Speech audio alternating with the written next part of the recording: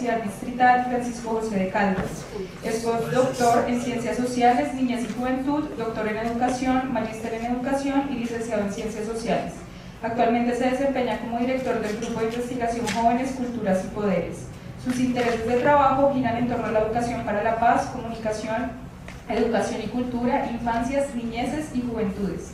Dentro de sus producciones académicas se encuentran exploraciones alrededor de las memorias visuales, el activismo y el pasado reciente. Así que bueno, bienvenidas, bienvenidos, muchas gracias.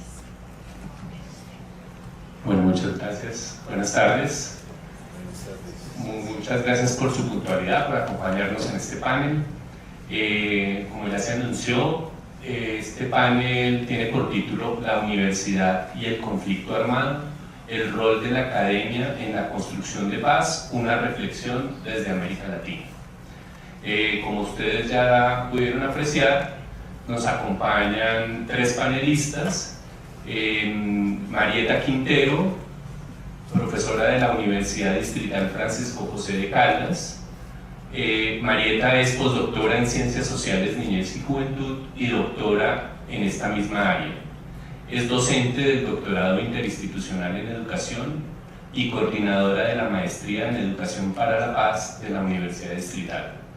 Actualmente codirige el grupo de investigación Moralia de la Universidad Distrital.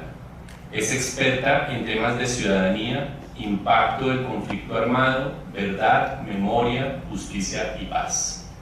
Desde el año 2014 es coordinadora nacional del colectivo Educación para la Paz, que reúne profesionales e investigadores orientados al desarrollo de proyectos y programas que permitan disminuir prácticas sociales de exclusión y violencia derivadas del conflicto armado. Profesora Marieta, muchas gracias por acompañarnos. En segundo lugar, Aldo Marchesi, del Centro de Estudios Interdisciplinarios Uruguayos de la Universidad de la República. Aldo obtuvo su título como doctor en Historia en la New York University. Es profesor del Instituto de Historia y miembro del Centro de Estudios Interdisciplinarios Uruguayos en la Facultad de Humanidades y Ciencias de la Educación. Ha sido profesor invitado en universidades y centros de investigación en Estados Unidos, Chile, Argentina y Colombia y China. Sus trabajos giran en torno a la historia reciente de Uruguay y el Cono Sur. En la actualidad es miembro de los consejos editoriales de la revista Contemporánea y de Global Sixties. Su nuevo proyecto de investigación es una historia intelectual y política de la idea de pobreza en el Uruguay contemporáneo. En el marco de dicho proyecto, en el año 2019, fue investigador, miembro del Instituto de Estudios Avanzados de Princeton. Su trabajo sigue enfocado en la investigación acerca de la izquierda latinoamericana en el siglo XX y sobre la historia reciente del Uruguay. Gracias, profesor Aldo, por acompañarnos. En tercer lugar, Diego Fajardo. Diego fue miembro del equipo de trabajo de la Comisión para el Esclarecimiento de la Verdad. Diego es investigador con experiencia en temas como el conflicto armado colombiano, los movimientos sociales y políticos, los derechos humanos y la construcción de paz. Como se anunció, fue investigador de la Comisión de la Verdad, pero también ha apoyado la Jurisdicción Especial para la Paz, el Centro Nacional de Memoria Histórica, y actualmente está vinculado con la Comisión para la Identificación de Víctimas de la Unión Patriótica, creada por la Corte Interamericana de Derechos Humanos. Hace parte de la Corporación de Estudios Sociales y Culturales de la Memoria y el colectivo Archivos del Búho. Anota además que es nieto de campesinos boyacenses. Gracias, Diego, por estar acá. El profesor Alejandro Álvarez se excusó previamente porque tuvo que atender un compromiso y no pudo llegar a Bogotá para este evento. El objetivo de este panel, como se ha venido mencionando, es establecer un espacio de diálogo en torno a los aportes de la universidad y de la academia en general a los procesos de construcción de paz en Colombia y en la región. No obstante, también tenemos que discutir en este espacio la situación de la universidad, de los académicos, de los docentes, como víctimas del conflicto armado en el caso de Colombia y de situaciones sistemáticas de vulneración de derechos humanos en general en la región. Esa doble condición es muy importante conversarla a partir de las experiencias, el trabajo de nuestros tres invitados. En ese orden de ideas y siguiendo las orientaciones del equipo coordinador, propusimos tres preguntas. Hay una primera pregunta que va a girar en torno a la experiencia de nuestros invitados frente a los temas de construcción de paz. En segundo lugar, abordaremos justamente la problemática, las afectaciones, las vulneraciones de derechos humanos que hacen que la universidad, la academia, los docentes, los estudiantes, los sindicalistas, los movimientos estudiantiles, entre otros, ¿sí?, hayan sido afectados por estos hechos y que también se configuren en víctimas de estos daños que hemos experimentado. Y por último vamos a abordar las recomendaciones que ellos hacen para que la universidad y la academia continúe desempeñando estas funciones en medio de situaciones muy difíciles como las que vive el país, ¿no? Que se mantienen en un conflicto armado y en un conflicto social agudo, que se ha reciclado, que ha mutado, pero sin embargo ahí está la academia, ¿no? Y ahí está la universidad, y ahí están los movimientos, están las organizaciones. Entonces nos pusimos de acuerdo previamente con el objetivo de hacer dinámico este panel. Después del almuerzo, pues creo que funciona. Vamos a intentar hacer una ronda por pregunta, ¿sí? Entonces vamos a hacer una pregunta, les vamos a dar entre 5 y 8 minutos, pues ya que vamos a tener un poquito más de tiempo, 5 o 8 minutos por respuesta, y ahí vamos avanzando en las 3 rondas de preguntas, si les parece.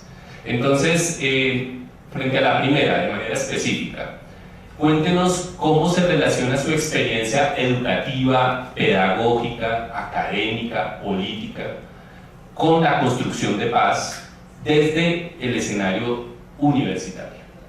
Entonces, empezamos por la profesora Marieta.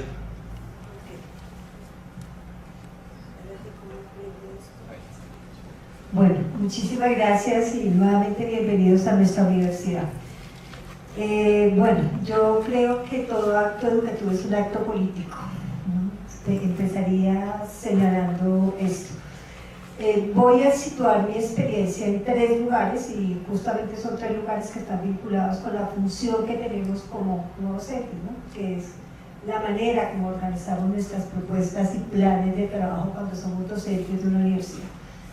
En primer lugar, el componente pedagógico que está relacionado con nuestros vínculos y relaciones en aula. Yo creo que aquí haría una pequeña, vamos a volvernos un poco a la década de los 80 y de los 90, cuando hacemos el ejercicio docente en ese periodo en Colombia e incorporamos temas relacionados con la comprensión del conflicto armado.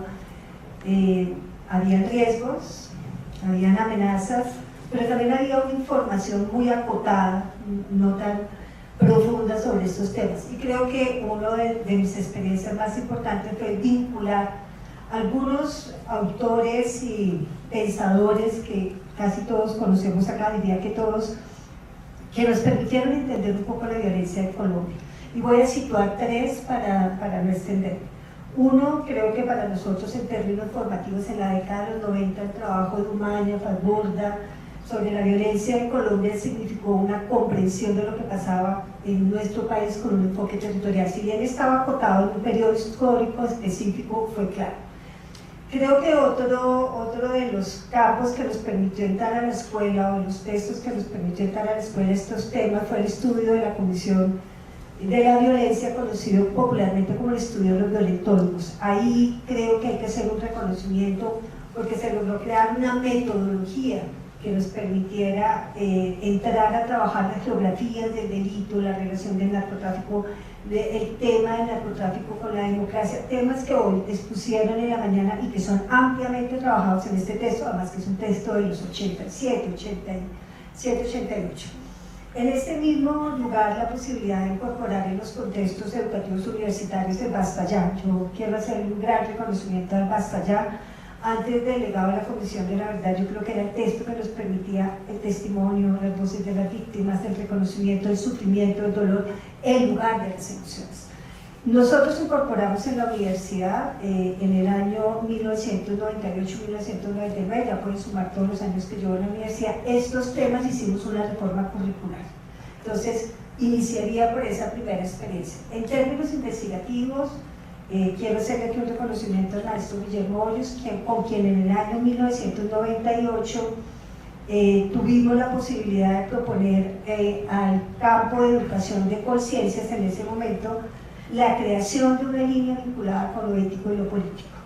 Entonces, diría que las investigaciones han sido sostenidas, han sido investigaciones de orden territorial, y en los últimos años hemos tenido una vocación muy fuerte con el tema de maestros rurales y con el tema de niños y niñas en contextos en donde la guerra tiene una activación mucho más fuerte, porque a veces se silencia todo este tema de las escuelas y los entornos protectores, las comunidades indígenas que quedan en el marco, las instituciones educativas de este campo tan fuerte que ha sido el conflicto armado. Y por último, en términos de extensión, quisiera señalar la creación del colectivo de educación para la paz, que es un colectivo que es del orden internacional, cuya experiencia nos ha permitido no solo tener las voces del territorio nacional colombiano, sino estar con Argentina, con Chile, El Salvador, Nicaragua, México, España. Muchos de los que están acá han sido miembros o son miembros de este colectivo, y es un espacio que se ha creado precisamente para pensar en voz alta, ¿no? Esa sería como la experiencia que quisiera recoger. ¿Ya? Te quedan 2-3 minutos. Bueno, el último, que sí me gustaría contarles. Creo que hay un trabajo que hemos hecho en el doctorado muy interesante, que voy a exponer al final en las recomendaciones, y en la incorporación de todo el tema del litigio estético, el tema de la narrativa, el tema de las biografías, las historias de vida y las emociones como un componente que nos permite entrar en la escuela, porque es el lugar donde yo trabajo, es el campo de la educación, con docentes y con maestros, otorgando no solamente la voz, sino haciendo también procesos de resistencia y de reconocimiento a los entornos protectores que también han sido las escuelas. Las escuelas han sido entornos protectores fundamentales. Gracias, profesora Marieta. Profesor Aldo. Hola. Bueno, primero agradecer la invitación a participar en este evento. La verdad que por lo que he venido escuchando hasta ahora realmente es muy interesante, y para mí es un gran valor poder actualizarme en todos los procesos tan ricos que se están dando en Colombia en relación a estas temáticas. Yo lo que voy a hacer va a ser, a partir de la pregunta, exponer brevemente lo que era el desarrollo de alguna forma de un campo específico de estudios en Uruguay. Bueno, yo soy historiador, y en general hay una categoría que ha de alguna forma agrupado un conjunto de historiadores en Uruguay que han trabajado un proceso político, social y cultural que llamamos historia reciente.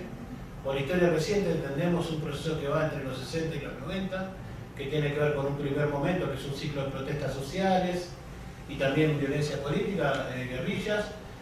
Un segundo momento que es una respuesta conservadora, autoritaria, y que luego también es una respuesta de una dictadura militar, y luego el periodo de transición de nuevo a la democracia.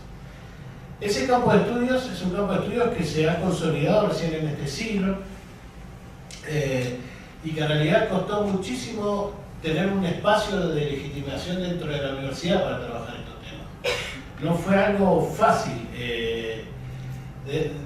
Digamos que yo a esta altura ya estoy viejo en esto, pero a principios del siglo los espacios que reflexionaban sobre estos asuntos desde una perspectiva académica en la universidad eran vistos con sospecha, eran vistos como algo relativamente panfletario, denunciatorio, y fundamentalmente en el campo de la historia mucho más, que tenía dentro del campo del Instituto de Historia, dentro de la tradición histórica, estaba esta cuestión de que la historia reciente era complicada. Y de alguna forma se fue dando como una suerte de sintonía entre lo que pasaba a nivel social y lo que pasaba a nivel académico. En 1926, el tema de lo que ocurrió con la dictadura, de las violaciones a los derechos humanos cometidas en dictadura, renacen en la discusión pública, fundamentalmente en torno a un tema que es el tema de la desaparición forzada, y empieza a haber como una discusión pública en ascenso. En el 2001 se crea una comisión de verdad. En el 2005 triunfa la izquierda por primera vez en la historia de Uruguay y se crea otra nueva comisión de verdad. Y de alguna forma la gente que estamos trabajando en el campo académico en la universidad es como que fuimos muy rápidamente teniendo una legitimación académica que hasta ese momento no teníamos, y que era hasta un poco absurdo, lo podría decir, ¿no? Como colegas de la ciencia política, de la sociología, ahora nos miraban con un respeto que 4 años antes no lo teníamos, ¿no? De alguna forma esos procesos sociales fueron generando ganar espacios dentro del mundo académico para poder estudiar. Ya trabajábamos seriamente en todos estos temas, pero sí para poder lograr financiamiento, para así poder acceder a programas de investigación y desarrollar programas de investigación con mucha fuerza dentro de la universidad. De hecho, por 10 años existió un grupo de estudios interdisciplinarios sobre el pasado reciente que recibió un financiamiento constante durante 10 años y de alguna forma ese grupo, integrado por varios historiadores, no tengo tiempo para ponerme a contar lo que hace cada uno, pero desplegó un conjunto de temáticas sobre el periodo de los 60 a los 90 que tuvo un impacto público importante. Primero abrió temas, la reflexión sobre el autoritarismo, la reflexión sobre la represión, la reflexión sobre la memoria colectiva, la reflexión sobre la crisis previa al golpe de Estado. De alguna forma esos temas surgieron desde la academia y se generaron espacios de historia pública, de alguna forma, para discutir todos estos asuntos. Y también hay como intervenciones que se fueron dando desde lo académico a lo social que tuvieron una repercusión muy importante. Tal vez el ejemplo más claro es que el informe, lo que acá llaman informe de verdad, en Uruguay hay un gran informe sobre el destino de los detenidos desaparecidos que se dio en el 2005, y a diferencia de lo que ocurrió en varios otros países, el gobierno encomendó a la Universidad de la República que hiciera el informe. La Universidad de la República es la universidad más grande del Uruguay, la única universidad estatal, y lo hicieron 3 historiadores. No funcionaron esos criterios que funcionan en varias comisiones de verdad, de notabilidad de las personas, sino eran 3 historiadores. Su condición de historiadores hicieron este informe, y efectivamente eso tuvo un impacto enorme en toda una generación de nuevos historiadores que participaron de este proyecto. También se le pidió a este espacio de historia reciente que tuviera un proceso de intervención en la formación de educadores a nivel de primaria y secundaria. Eso generó un conjunto de jornadas donde estos historiadores académicos universitarios daban cursos para profesores que trabajaban en secundaria y en primaria, y fue tal la demanda para dar esos cursos que los cursos se terminaron televisando, ¿no? Se terminaron televisando, y eso a la vez generó muchísimas polémicas porque varios políticos de derecha o centro derecha que no estaban muy de acuerdo con lo que se planteaba empezaron a decir que bueno, que esta no era la forma de dar la historia, que todas estas polémicas típicas de cómo se cuenta la historia. Pero generó un debate interesantísimo acerca del rol del trabajo académico en la educación y el rol de las narrativas políticas. De hecho, algunos de estos políticos plantearon que la historia debe ser contada también de las memorias políticas. Y se dieron muchos debates que surgieron a mediados de los 2000 y siguen dándose hasta hoy en torno al tema de la educación. Lo otro también, la universidad actúa como una suerte de veedor en la definición de los lugares de memoria. También ha participado en diferentes espacios universitarios, han participado en el proceso de apertura de archivos estatales en relación al perímetro. De alguna forma, ese campo que se llamó la historia reciente fue un campo muy fértil de producción histórica y con una vocación pública. Yo podría decir que desde el principio del siglo hasta la pandemia. No sé si me queda tiempo o no me queda. Sí, lo que pasó luego, de alguna forma, es que ese trabajo académico se ha empezado a disgregar. De tener una agenda común que aunaba a toda esta gente, ha empezado a surgir muchas agendas dentro de la agenda. Y también creo que ha perdido un poco esa dimensión de historia pública que era muy importante en un momento, y varios de nosotros hemos quedado más atrapados por las lógicas académicas de la producción de artículos, de la producción de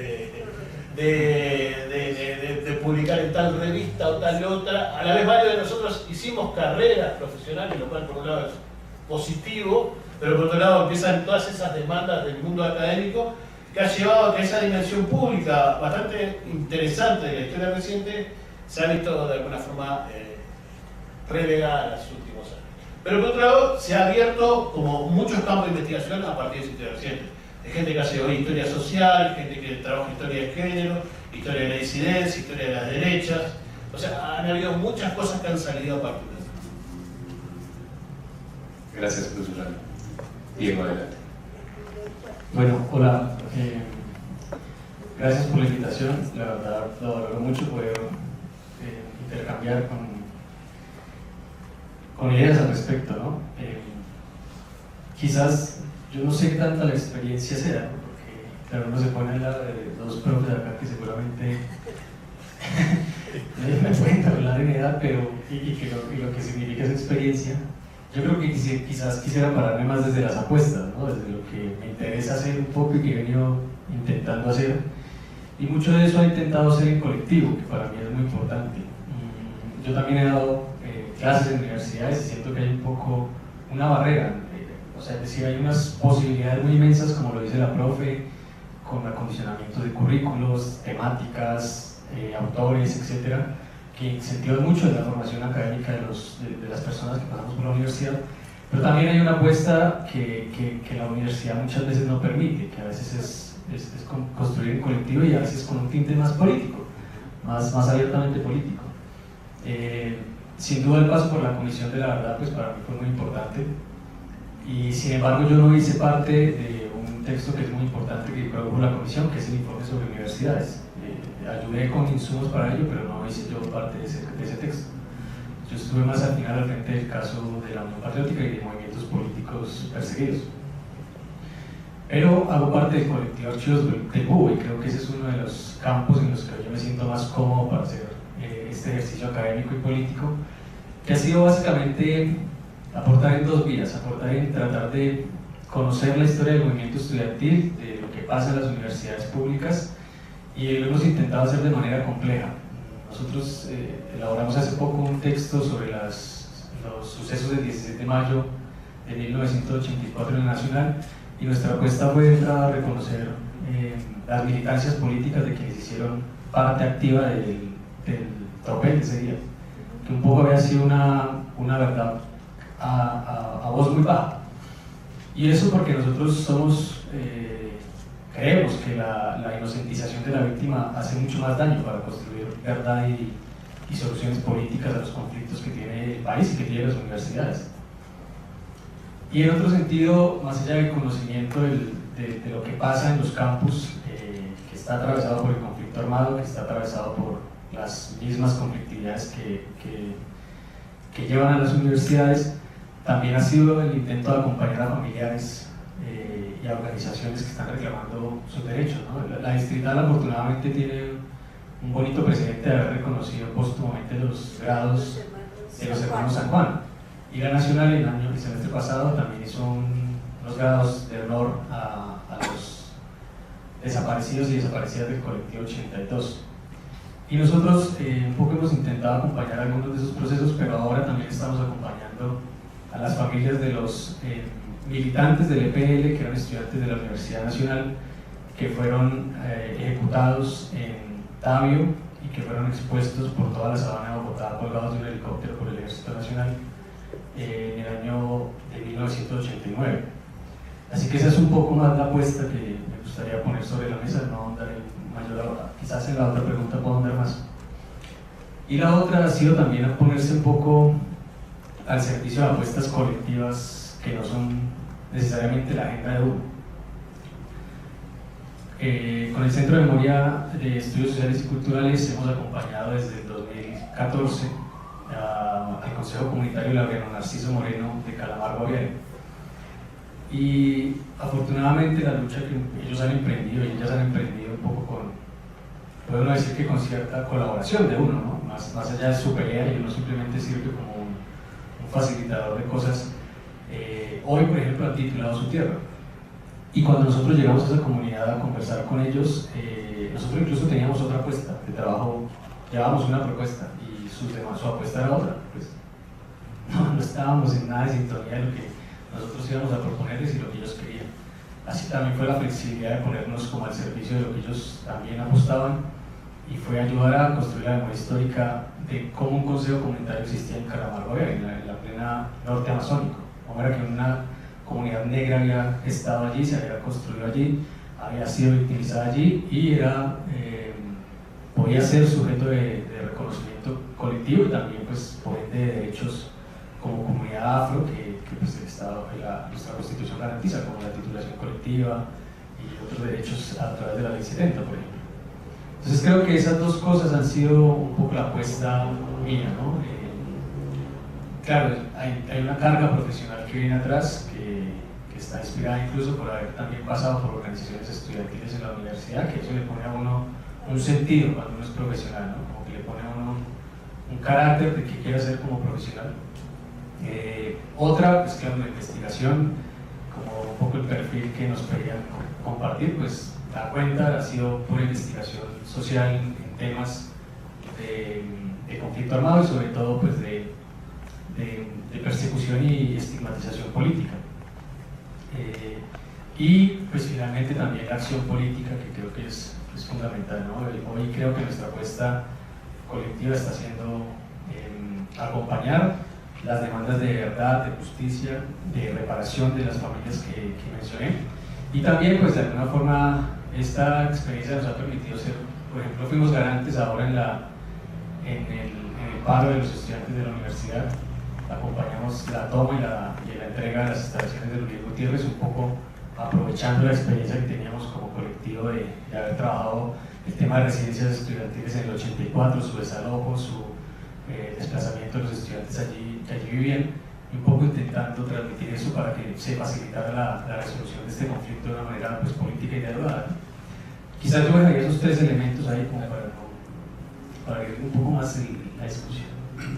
Diego, gracias por esta presentación, que además sé que la tuviste que hacer de manera muy sintética. Como se pueden dar cuenta, son tres trayectorias de trabajo educativo, pedagógico, no solamente desde los espacios institucionales, sino también desde los espacios comunitarios, los espacios populares, y esa es una característica muy importante de quienes trabajan en este campo, ¿no? Y es que no solamente se trata de trabajos, investigaciones, procesos de formación encerrados en el espacio institucional, sino siempre, digamos, con un compromiso, una relación, un vínculo permanente con los espacios comunitarios, organizativos, las militancias, las víctimas, y bueno, eso es lo que representa la trayectoria de nuestros tres invitados.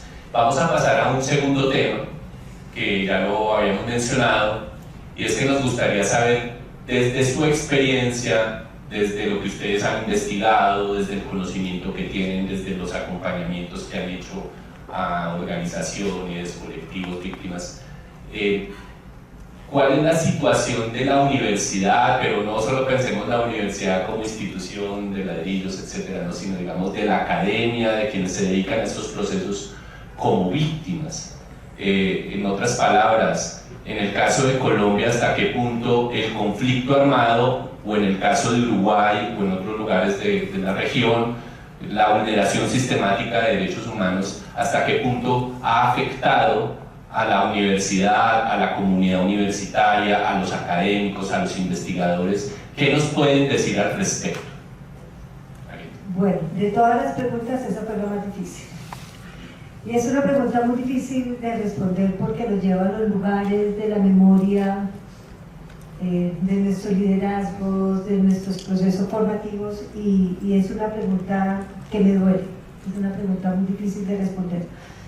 Y es una pregunta difícil porque nací en la guerra, me tocó el Estatuto de Seguridad. El Estatuto de Seguridad, para quienes no lo conocen, era la imposibilidad de pensar en voz alta, de organizarse, de trabajar con el otro, de compartir con el otro. Y era el momento en que se escondían los libros o se tapaban con un papel. Recuerdo que era el papel de la carnicería. Las carnicerías empacaban la carne en un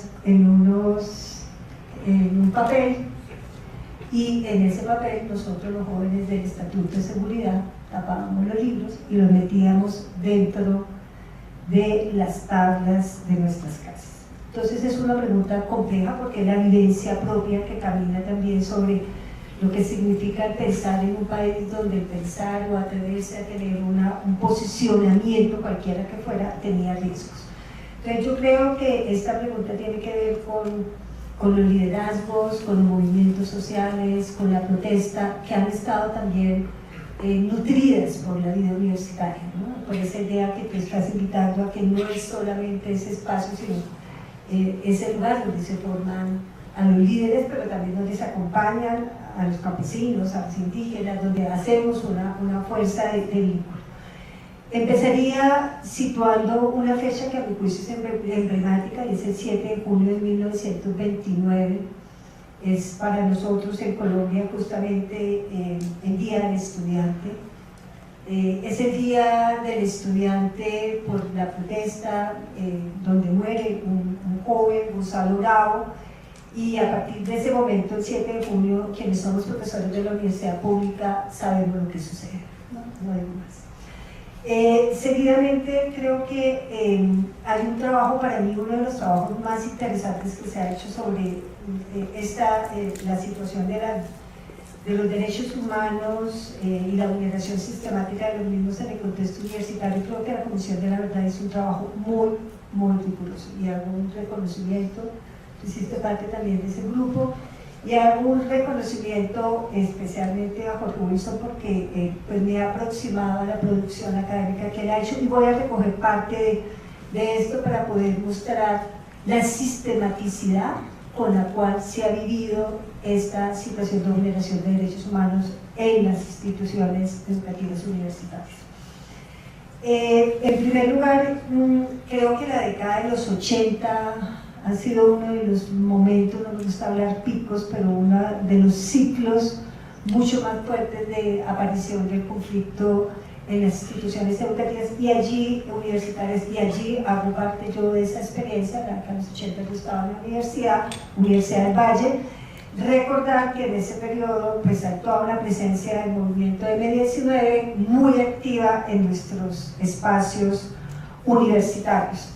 Espacios universitarios que vivieron situaciones de confluencia de narcotráfico, presencia de acciones muy fuertes de organización de movimientos estudiantiles y también de cultura, ¿no? Especialmente de la ciudad que yo vengo, que es de la ciudad de Cali, la presencia de Andrés Caicedo, de todo este movimiento cultural, generó un asunto particular de una vivencia que también nos expuso a muchas situaciones de violencia.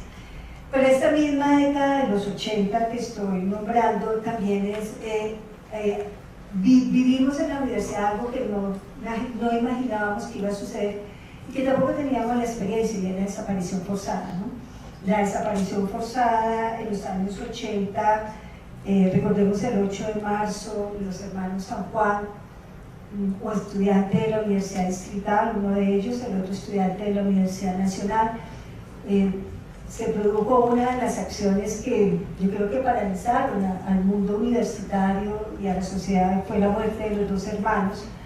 En la Distrital los jóvenes han hecho unos homenajes muy importantes, y el Che Guevara siempre se ha vinculado porque ellos participaron en pintar este espacio, y siempre se asoció su participación de la izquierda a esta situación de desaparición forzada precisamente por un agente o por los agentes del F2. Creo que el exilio, tú lo nombraste esta mañana, es una de las experiencias más fuertes que hemos vivido, tanto de maestros como de estudiantes universitarios. Y solo voy a nombrar 4 casos emblemáticos para mí, 2 de ellos los viví, porque creo que esto también ejemplifica un poco el alto grado de vulneración de derechos que hemos sufrido en la universidad. El primero de ellos es el caso del colectivo 82. Este se dio por parte del cartel de Medellín, y en este caso tenemos las desapariciones y asesinatos de jóvenes universitarios, algunos de la Universidad Nacional y otros de la Universidad Antioquia. El segundo de los casos, que sí lo viví directamente, y el tercero está relacionado con el caso Córdoba.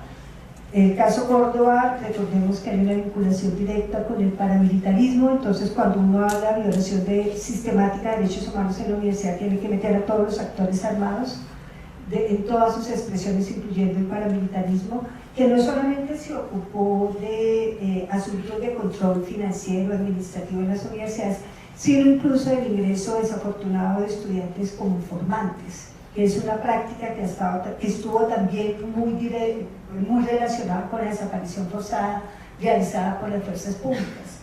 Y eso también se llevó por parte del paramilitarismo a las instituciones universitarias. Digo que lo he vivido porque yo vivía en la costa y era profesora en ese lugar. Y posteriormente, la universidad en la cual yo trabajé, que es la Universidad del Atlántico, allí vivimos la experiencia de la Red Cóndor, y esa fue una de las razones por las cuales yo me vine a vivir a Bogotá, porque hubo una persecución sistemática de aquellos profesores que pensábamos en voz alta.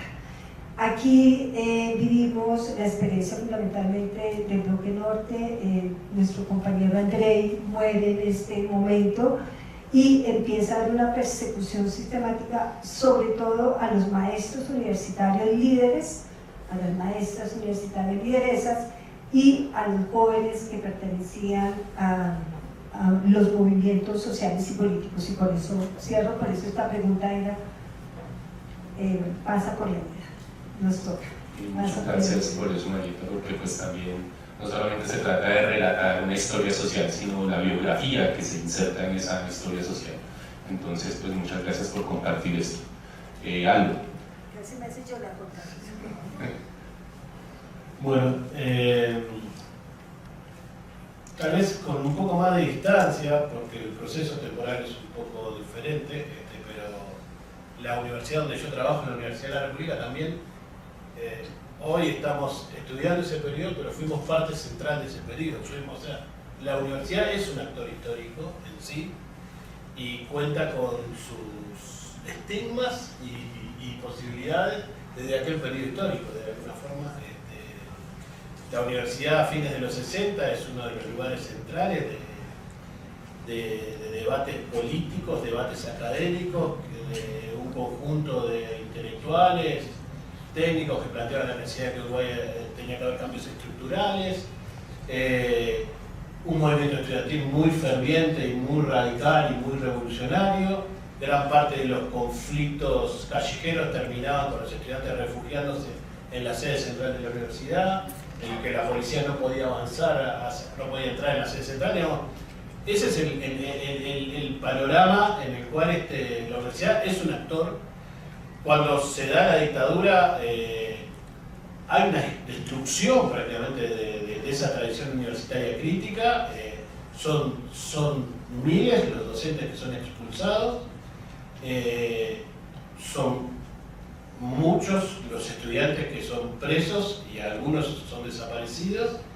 De alguna forma la persecución en la universidad es muy llamativa porque afecta a todas las disciplinas de conocimiento. No se salva nadie, cualquiera que... Hay casos bastante evidentes que si uno lo compara con lo que pasó en Brasil. Tengo un amigo, un colega que trabajó en la universidad durante la dictadura en Brasil, y es muy diferente. Por ejemplo, en Uruguay, en la Facultad de Ingeniería, esto es como un ejemplo gráfico había un conjunto de matemáticos muy prestigiosos, ¿no? Varios de ellos eran comunistas. Directamente el departamento de matemáticas fue destruido. Eran tipos que hacían matemáticas, todos terminaron en el exilio presos. En Brasil, la misma situación, los militares con una visión desarrollista de que la matemática era importante para ellos, los dejaban, ¿no? Digamos, la persecución fue total. En el proceso de restauración democrática hay un proceso justamente de reintegración de gran parte de ese plantel a la universidad. En Uruguay la transición se da en los 80, en el 85 vuelve el gobierno democrático, y de ahí en más la universidad fue un espacio donde se discutió muy abiertamente, bastante libremente. Yo diría que lo que sí está un poco en cuestión tiene que ver con las modas académicas, con las modas universitarias, donde y con los humores sociales, digamos, ¿no? En Uruguay hay un momento histórico muy importante, que es 1989, donde se plebiscita, es uno de los pocos países en el mundo donde se plebiscita una ley de amnistía a los militares, ¿no? Se estaba discutiendo si se iba a hacer justicia o no con los militares. El Parlamento vota una ley y esa ley se plebiscita. Y la mayoría de la población aprueba que está bien la amnistía a los militares. Para el movimiento de derechos humanos eso tuvo un impacto enorme, y para la sociedad en general. Eso llevó a que en la universidad por 5 o 6 años de estos temas no se hablara más, digamos, ¿no? Como que se cortó la discusión social de estos temas. Por eso yo decía, recién empezaron en el 96, 97, se empezó a volver a hablar de estos temas. Pero, digamos, a partir de ahí se empezó a discutir de una forma con bastante libertad. Tal vez el problema era la dificultad de acceder a fondos, esto que contaba hace rato, ¿no? Pero ya en el siglo XXI, efectivamente, la universidad tiene un compromiso bastante explícito con estas temáticas. Digamos, varias iniciativas surgen dentro de la universidad. Por ejemplo, hay un equipo de arqueólogos que se le encarga de detectar los restos desaparecidos. Hay movimientos, hay equipos académicos que han tenido vínculos con organizaciones de la disidencia sexual, que han planteado el tema de incorporar en la categoría de víctimas de la disidencia sexual en dictadura. La universidad también tuvo un papel bastante activo en recuperar la memoria de las mujeres que fueron torturadas en dictadura. O sea, tiene un papel bastante activo en todo esto. Y en la actualidad lo que sí pasa es que en los últimos 5 o 6 años en el Cono Sur en general ha habido un rebrote, capaz que de esto voy a hablar un poco más después, pero digamos, toda esta emergencia, lo que llaman las nuevas derechas, ha tenido un correlato en términos de la narrativa sobre el pasado reciente. Uno de los temas centrales donde la articulación entre derechas e izquierdas se rediscute es a partir del tema del pasado reciente. Y ha habido como un proceso de alguna forma, estigmatización a la Universidad de la República por su rol en estas discusiones, ¿no? Digamos, este tipo de cosas que en cada país son diferentes, pero son más o menos parecidas: Twitter, redes sociales, filmación a un profesor que dijo, no sé, la dictadura X, no sé, hace un comentario menor y se saca de contexto y se arma toda una discusión en torno a que todos los profesores de la universidad tienen una visión ideológica. Si los profesores hablan de las víctimas, si los profesores hablan de los problemas sociales, siempre es ideológico, cuando las otras cosas no son ideológicas. Incluso en las redes se usa una forma que es hasta graciosa. La Universidad de la República, la sigla de la Universidad de la República es UDELAR, Universidad de la República. Y sectores de la nueva derecha con bastante ingenio han empezado a llamar a la universidad la URSS-DELAR. Entonces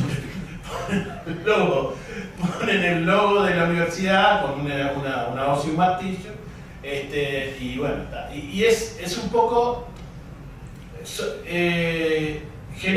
evidentemente genera problemas, es algo que uno lo toma con relativa... se ríe un poco, pero efectivamente genera problemas en la dificultad de generar un debate público abierto. Genera problemas, tal vez, es algo que está ocurriendo hoy en estos últimos años y no lo terminamos de hablar abiertamente con los colegas, pero a veces que hay hasta autocensura, o cuidado de hablar ciertos temas, o cuidado de plantear ciertos temas porque no sabemos cómo pueden ser recibidos. Lo segundo es que generan que muchos de los debates sean extremadamente violentos y polarizados. Estoy hablando de violencia verbal nada más, ¿no? Claro, pero digamos como que se queda. Y lo tercero, que hay una estrategia de deslegitimación desde afuera de la universidad, que muchas veces lo que busca es banalizar la opinión de la universidad, ¿no? En la universidad efectivamente la universidad no es la UDELAR, ni por lejos. Muy poca gente se podría identificar con ideas, incluso diría yo en términos de izquierda radical, es muy poca la gente que la universidad tiene.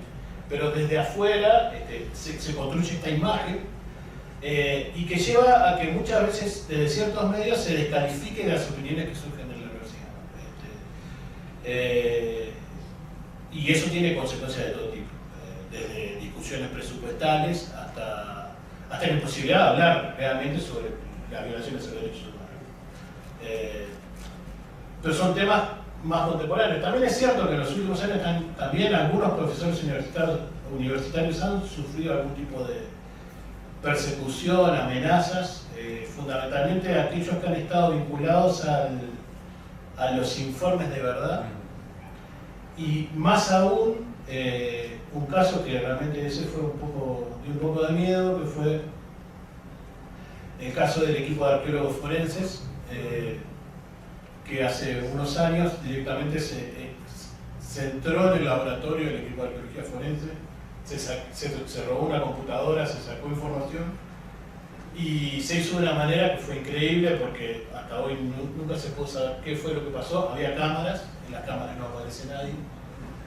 Se hizo de una manera perfecta que generó miedo y aparte incluso las sospechas de todo tipo de infiltración, de ese tipo de cosas que usted conoce. No voy a, pero digamos, ese tipo de cosas que generó un clima bastante complicado en la gente que trabajaba en el equipo de arqueología forense. Pero tal vez el mayor desafío que tengamos hoy en relación a esto es toda esta dificultad en la discusión pública de estos discursos estigmatizadores que realmente son muy eficientes, además, son muy eficientes para delegitimar cualquier argumento racional, cualquier discusión centrada en argumentos, en evidencia. En 2 o 3 frases te desarman toda una argumentación elaborada. Y bueno, eso.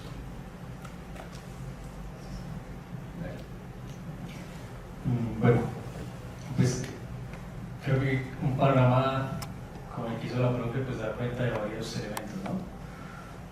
Y creo que uno de los más fuertes es que nosotros pues, no hemos cerrado el conflicto armado. De hecho, entonces nos pone un escenario de permanente pues, de dinámicas que se reproducen, que no se cierran, que no se acaban y que a veces, incluso ocasionalmente, se profundizan, ¿no?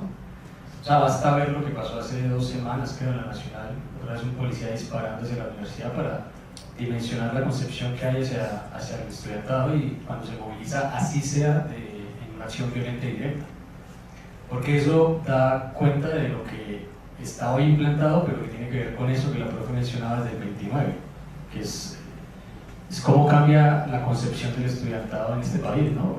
En el 54, cuando el movimiento estudiantil ayuda a tumbar la dictadura, el estudiantado es visto como héroe, ¿no? Y ahí en la placa de la residencia 10 de mayo de la Nacional está una dedicatoria especial a los hombres y mujeres que lucharon por la libertad de Colombia. Pero 4 años después ya son vistos como parte del enemigo interno en Colombia. Ahora en el folletico que estaban entregando en las mochilas alcancé a leer parte de las recomendaciones de la comisión y justamente hay 2 que van muy de la mano con lo que yo había pensado compartir. Uno es esa descripción del movimiento estudiantil como parte del enemigo interno, y al enemigo no se le negocia, ¿no? Al enemigo se le elimina. Y creo que mucho de eso tiene que ver con lo que la profe ha narrado de la Universidad de Córdoba y la Universidad del Atlántico, hoy que es un sujeto de reparación colectiva, es producto de una violencia sistemática por cooptar y tomar el poder de las universidades desde el proyecto paramilitar. En nuestra consideración, creemos que otras universidades deberían ser consideradas también sujetos de reparación por cuanto a la victimización contra toda su comunidad académica. Pero también hay una lógica pues de vinculación política del estudiantado y de los docentes y ocasionalmente de los trabajadores también con proyectos políticos. De tal forma que yo creo que si uno tratara de resumir el tema de cuáles son los impactos, las afectaciones en cuanto a derechos humanos de la universidad, pues yo diría que son, quizás en términos generales de narrativa, es el trastocamiento de los proyectos universitarios. Sin duda este copamiento paramilitar en la Universidad de Córdoba del Atlántico hacía parte de poner a la universidad en servicio de un proyecto de país paramilitar para el momento. Pero el desalojo de las residencias estudiantiles del 84 en la Nacional y el desmonte de todo el proyecto de bienestar estudiantil que permitía que muchos estudiantes estuvieran vinculados a la universidad, también trastocó el proyecto de Universidad de Bienestar y de Garantías de Permanencia que venía existiendo durante 2 décadas y después más con la reforma Patiño. Y eso trastoca los proyectos universitarios, pero trastoca los proyectos de vida.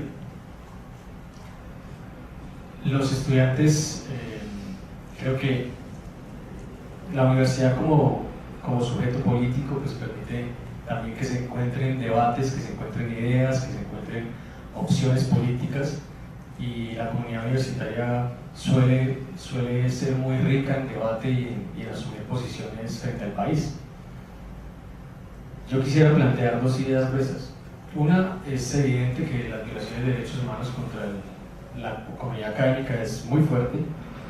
Yo alcancé a revisar por encima otra vez las cifras de la Comisión de la Verdad al respecto y es muy impresionante.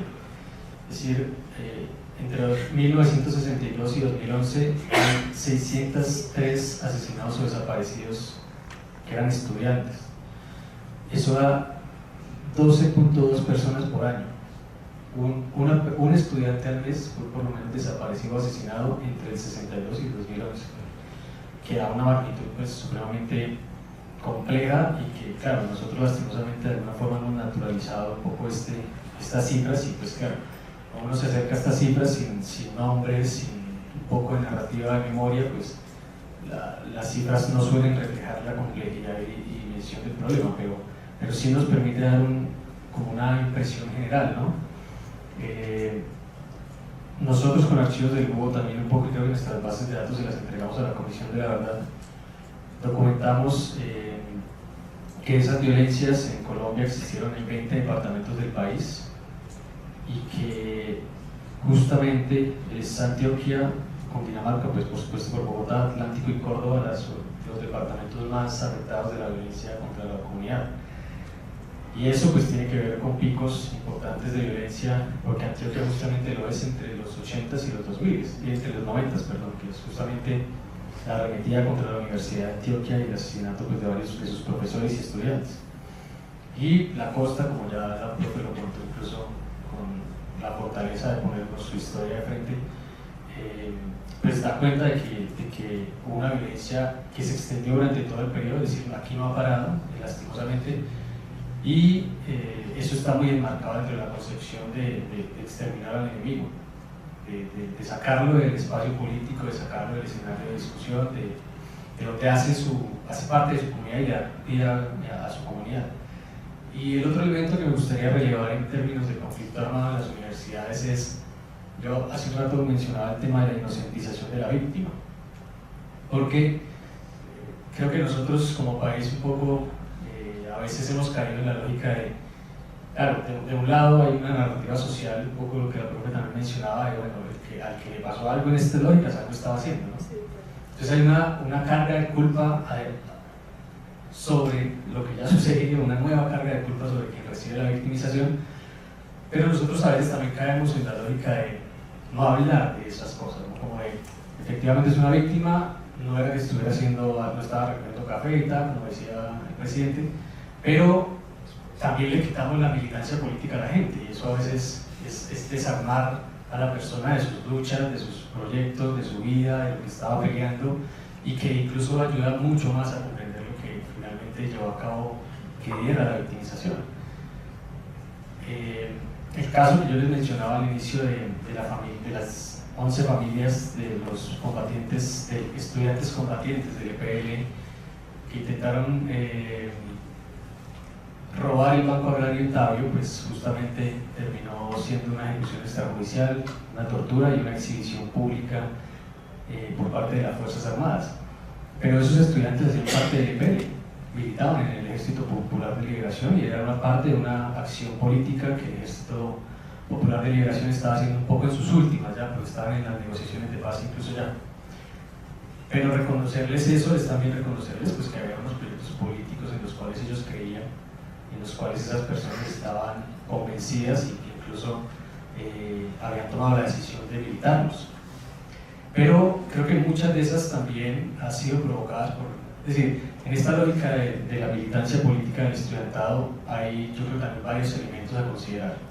Uno es la decisión política de creer en un proyecto y militarlo y meterse de lleno a ello y tratar de llevarlo adelante, incluso en la lógica pues, de la violencia política, pero otro también incluso en los que la violencia contra el estudiantado ha forzado que estas cosas sucedan.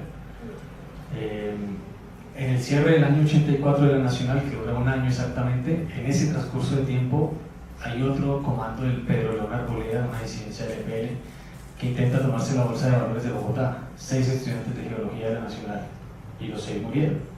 Pero es que la universidad estaba cerrada, y no estaba cerrada porque ellos no querían ir a la universidad, estaba cerrada porque había habido una decisión desde las altas esferas del poder del país de militarizar la universidad y tomarla y cambiar el proyecto universitario que venían dando hasta ahí.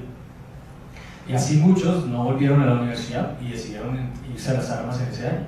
Entonces hay una lógica compleja para entender esa relación con el conflicto armado y que bueno, lastimosamente también pues de alguna forma sucede actualmente, ¿no? Creo que hoy, por ejemplo, lo que uno ve en las universidades es por lo menos en la Nacional, que es un poco la que yo estoy más cercano, una reactivación muy importante de la violencia política como método de lucha del estudiantado, y es un poco cíclico, me parece a mí, esta lógica, pero bueno, pelados y peladas que en este momento creen que esa es la forma de ganar derechos, de ganar reivindicaciones políticas, pues que eso trae, por supuesto, consecuencias en seguridad para ellos, en acciones políticas que incluso arriesgan vidas, pero también en una reestigmatización de las universidades, ¿no? Creo que fue un poco menos en este paro último de la Nacional, pero la estigmatización está siempre presente, ¿no? De quitarle un poco la capacidad al estudiantado de que tiene la posibilidad de agenciar sus luchas propias, sus debates propios, y que demandan de un actor externo que trae esas ideas y trae esas posibilidades de métodos y de peleas. Entonces creo que ese es otro elemento que hay que considerar cuando uno valora la relación conflicto armado-universidad. Y bueno, creo que también de esa lógica nosotros también creemos, o yo lo he analizado un poco, que como en los casos, por ejemplo, de la bolsa de valores que decía, o de la caja agraria, y bueno, uno podría decir muchos más, la masacre de la leche aquí en Bogotá, hay varias, hay muchas, lastimosamente hay muchas experiencias de ese tipo, pero los jóvenes combatientes universitarios son eso, jóvenes combatientes universitarios, no combatientes profesionalizados de la guerra. Y esas apuestas a la guerra un poco irresponsables también, mediadas pues obviamente por una intención ideológica y política de cada persona, pero también mediadas por una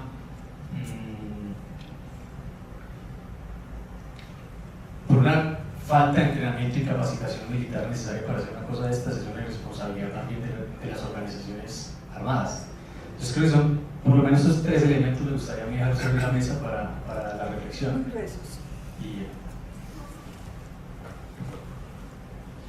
Diego, gracias. Y bueno, gracias a los 3 porque sé que no era una pregunta fácil y porque pues, las coyunturas políticas, los periodos, ustedes de alguna manera han hecho un esfuerzo también de relatarnos como una historicidad de esa vulneración de derechos humanos a la universidad como universidad, pero también a sujetos específicos como los estudiantes, como los profesores, como otros miembros de la comunidad universitaria, y eso pues sin duda nos va mostrando esa relación entre las formas de funcionamiento de la estructura social y eso que se empieza a mover en las universidades, ¿no? Pero incluso lo que está pasando, digamos, recientemente, que ustedes también lo mencionan, y es que no es una cuestión como del pasado, sino es una cuestión que se actualiza, que inicia otros ciclos, ¿no? Y que también pues de alguna manera sigue mostrando la persistencia de la persecución, la estigmatización y la deshumanización a personas, integrantes, militantes de las comunidades universitarias. Vamos a pasar a la última pregunta. Yo les voy a pedir el favor que lo hagan de manera sucinta, de antemano me disculpo, para intentar hacer una ronda de preguntas que es muy importante con el público.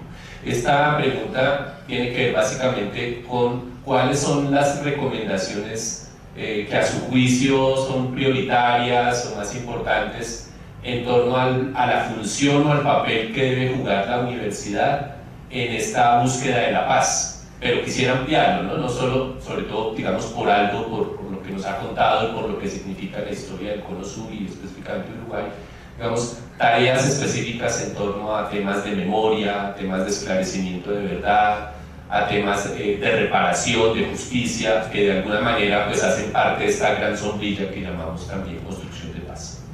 María. Bueno, yo no lo llamaría recomendaciones, Juan Carlos. Yo quisiera más bien como reflexiones que me acompañan, ¿no? y compartirlas con ustedes en mi condición de docente universitaria, en mi condición de investigadora y demás.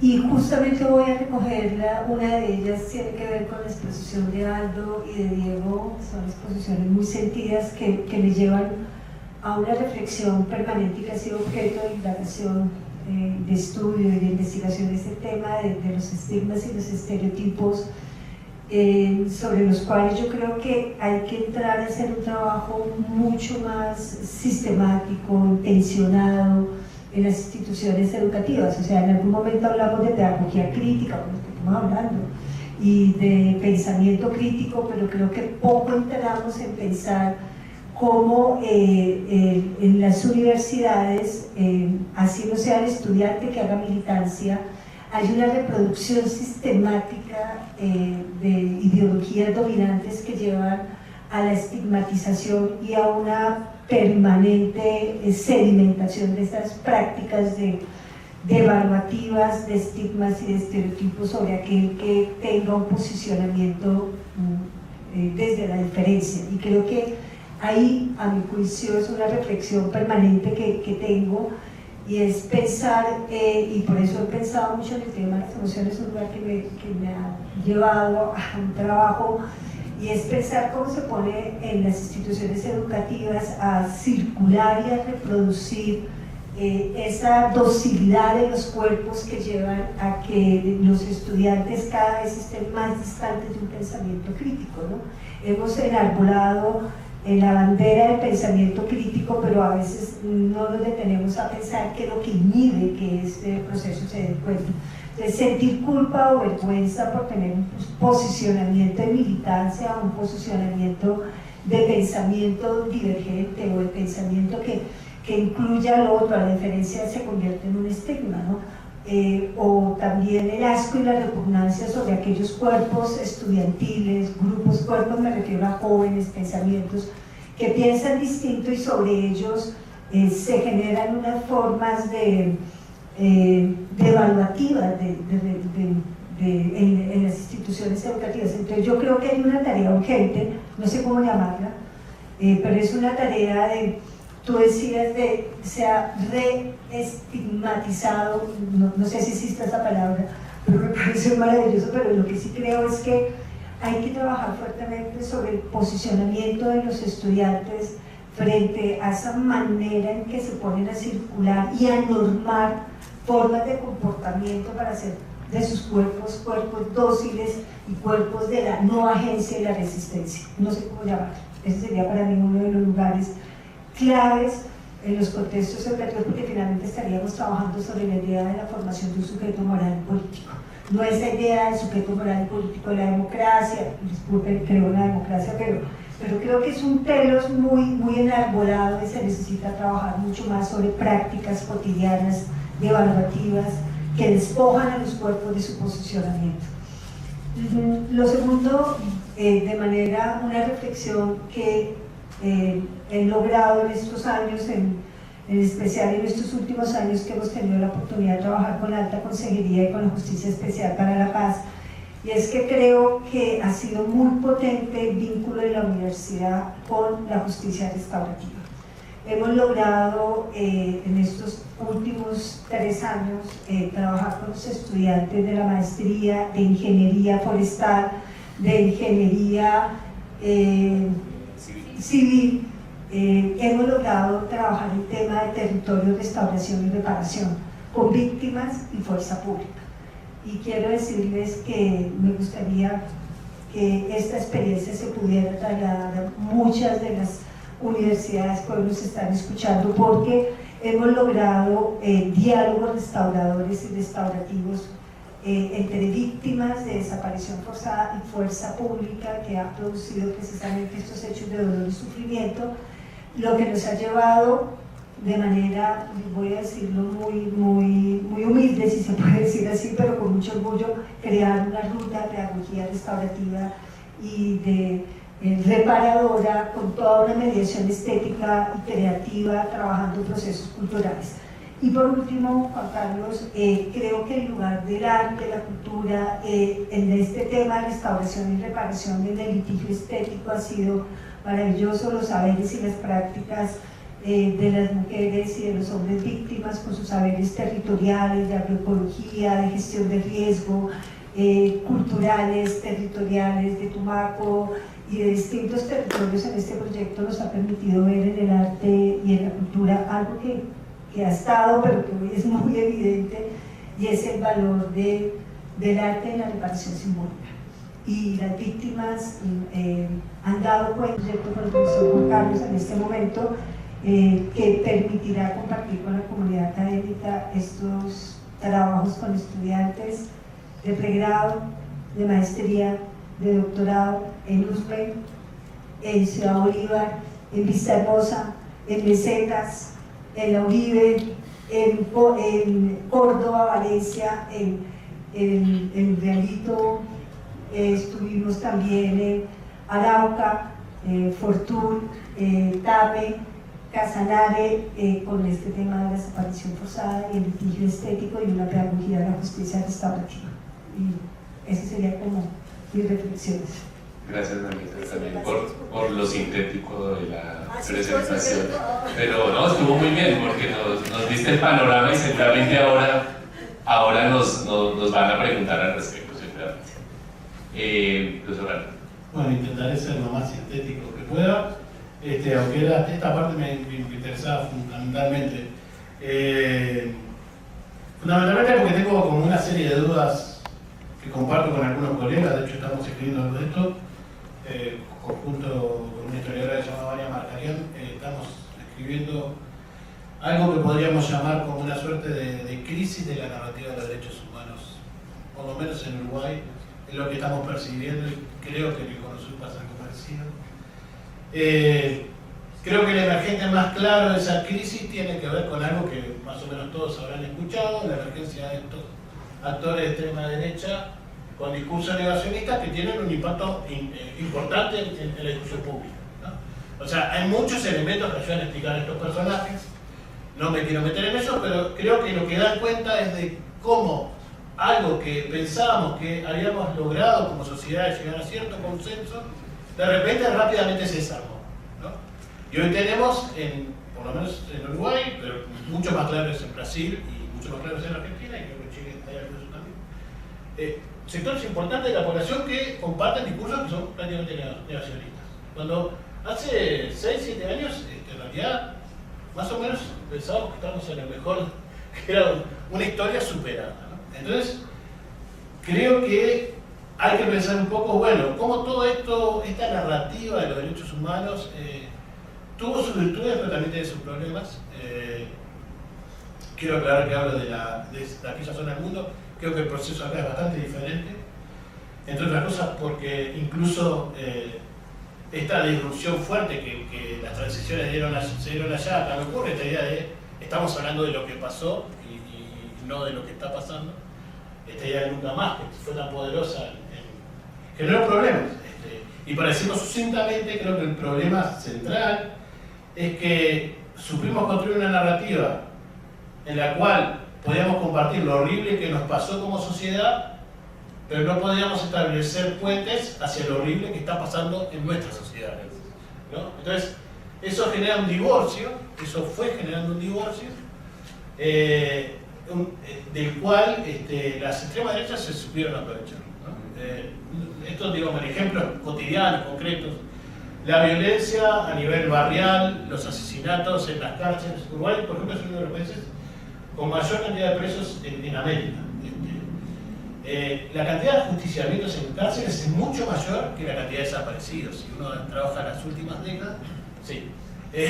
Y sin embargo no se puede establecer ningún vínculo entre una cosa y la otra, ¿no? Ese tipo de situaciones, y ese tipo de situaciones la ha sabido usar la derecha constantemente, por ejemplo, ante la violencia en los barrios, vinculada al narcotráfico, todos estos asuntos, dice, bueno, ¿y quién se preocupa de los derechos humanos de esta gente, ¿no? Frente a los otros que luchan por los derechos humanos del pasado? Digamos, ese tipo de diálogos retóricos dan cuenta de este divorcio que ha sido un problema. Y yo creo que efectivamente hay cierta idea de los derechos humanos que fue muy hegemónica y que tiene una historicidad que trasciende el Cono Sur, que, digamos, hay un libro de Samuel Moyn que se llama De la Utopia, que es un libro muy interesante, que historiza los derechos humanos, y él plantea que, bueno, a partir de los 70s, 80s, hay como una idea de los derechos humanos vinculados a los derechos civiles y los derechos a la vida que empiezan a adquirir cierto protagonismo, ¿no? Y que en el caso del Cono Sur se vinculó a estos movimientos de familiares de víctimas desaparecidos, y de alguna forma cristalizaron una idea de derechos humanos. Cristalizaron una idea de derechos humanos y asociaron una idea de derechos humanos a una temporalidad específica, que era una temporalidad corta, que era la temporalidad de la dictadura, ¿no?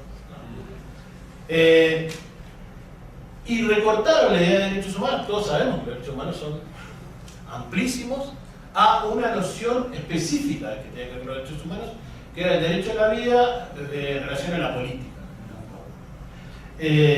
Y también, vinculado con esos procesos transnacionales, como en los cuales se fueron construyendo estas ideas, tendieron a ser ideas que de alguna forma tenían un componente despolitizador, que querían reducir la tensión que la política había tenido en décadas anteriores, ¿no? O sea, no es casual todo esto que vos también planteás, que en el Cono Sur es la identidad de las víctimas. Hablar o no de la identidad de las víctimas. La política había sido un elemento muy fuerte en los 60 y 70, y ahora había que reducir la política, y de alguna forma esta idea de los derechos humanos tendió a despolitizar los conflictos, ¿no? Y todo eso, si bien en un momento ayudó a construir sociedades que por lo menos redujeron los niveles de violencia estatal, también obturó pensar asuntos, pensar problemas sociales. Pensar problemas sociales que eran del presente y que eran del pasado, ¿no?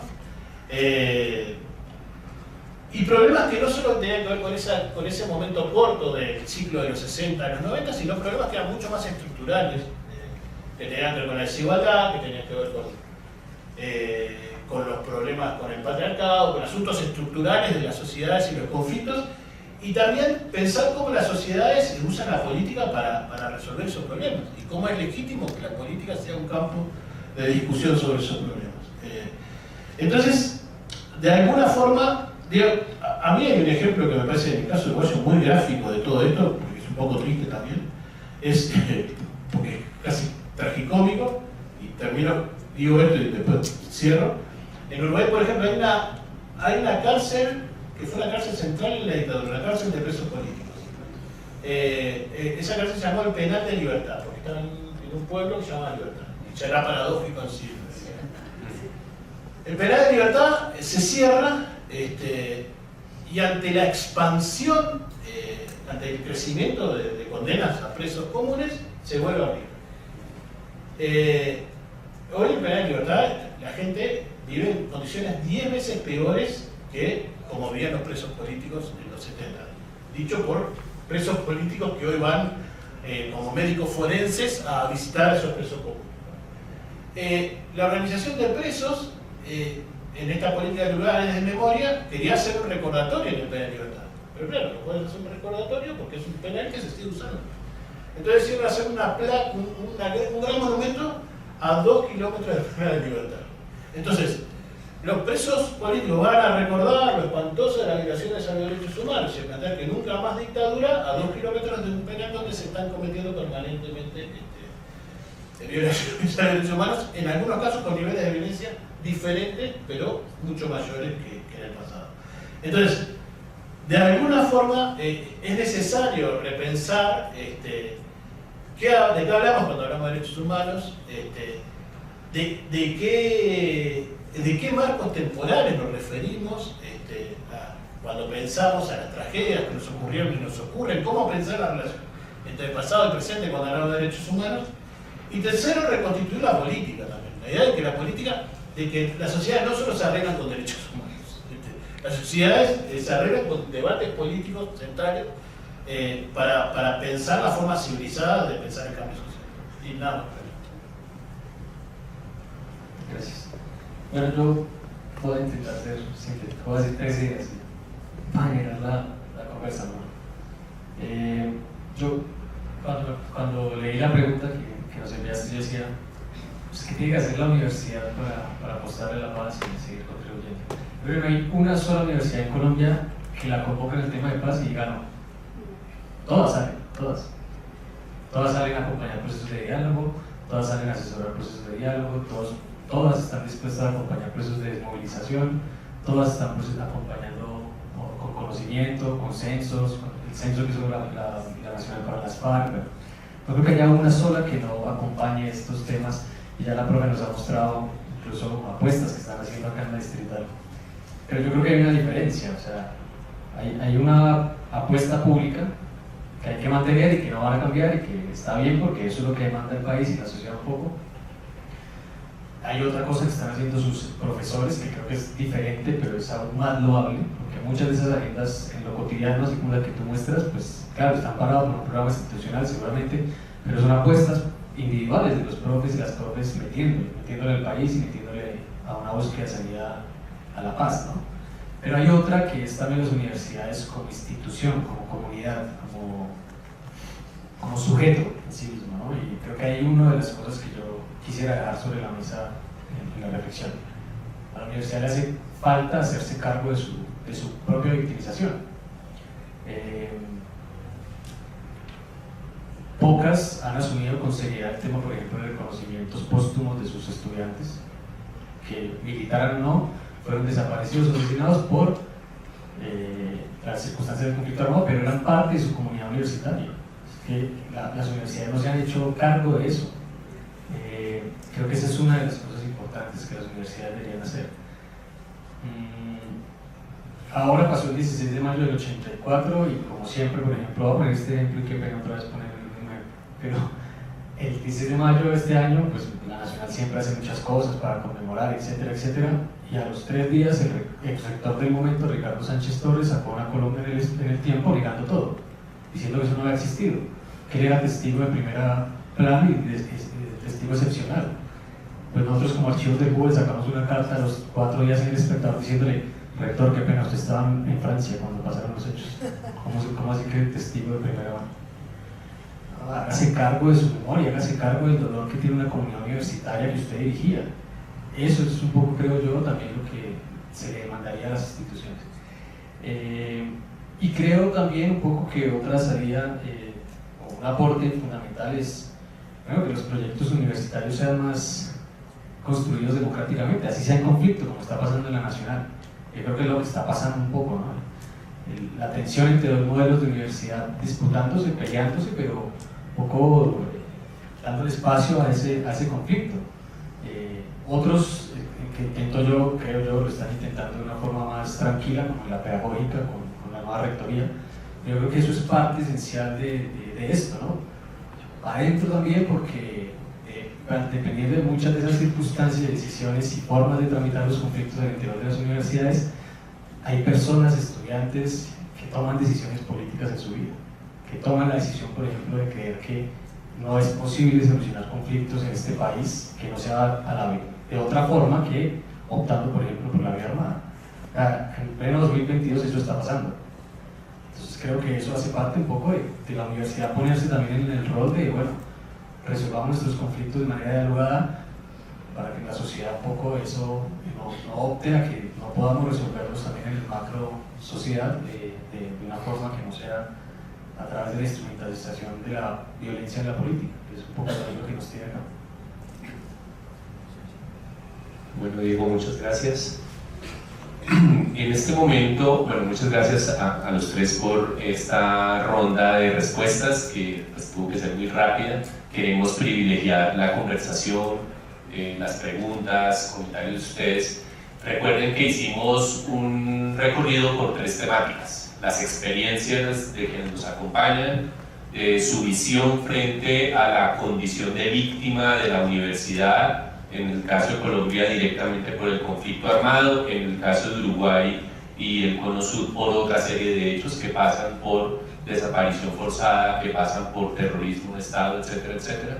Y en tercer lugar, quisimos explorar recomendaciones, pero como decía Marieta, también reflexiones, apuestas, también a partir de la experiencia de nuestros invitados. Entonces, vamos a abrir el espacio, tenemos poco tiempo, pero queremos entonces, no sé si me ayudas, para darles la palabra, si quieres, y pedirles pues, que sea sucinta la intervención, si es posible la pregunta, si es comentario, pues algo breve, y si es dirigido a alguno de los panelistas específicos o si es para los tres. ¿De acuerdo? Entonces, ok. Hola, ¿qué tal? Buenas tardes. Felicidades a los panelistas, que son muy buenos temas para reflexionar. Les saludo desde la UNAM México. 2 preguntas nada más. La primera, conocer, o no sé si los pueden exponer de manera un poco digerible, qué hay detrás de bambalinas en la situación para construir todos esos procesos que han estado, porque de acuerdo a lo que exponen, tengo la sensación de que ha habido muchos obstáculos. ¿Cómo han tratado de sobrellevar estos obstáculos para llegar a estas reflexiones? Porque implica mucha lucha, bastante lucha, en todos los sentidos, ¿sí? Me gustaría que me explicaran esa situación. Y la siguiente, al menos en Colombia, me da la sensación de que hay un gobierno, o al menos así se pinta en los medios de comunicación, un gobierno que está un poco más cercano o próximo a lo que es la democracia. Entonces, si hay esa situación, ¿cómo ustedes en la parte académica, cómo ven a los estudiantes cuando se dice, a ver, entonces los estudiantes ya no pueden, no tienen que luchar porque ya están en un sistema de gobierno democrático y ya están avanzando? ¿Sí? Esa es una idea que también circula en México con los movimientos estudiantiles, ¿sí? Y esa es una pregunta que no se hacen los estudiantes, pero sí hacen egresados, profesores egresados de normales, egresados de las universidades, como decir, pues ya estamos bien, porque hay que luchar. ¿Es cuánto? ¿Les parece bien si hacemos una ronda de unas 5 preguntas y les damos la palabra a ellos y para que después continuemos? Gracias, muy amable. Mi nombre es Antonio, mis apellidos Paz Becerra.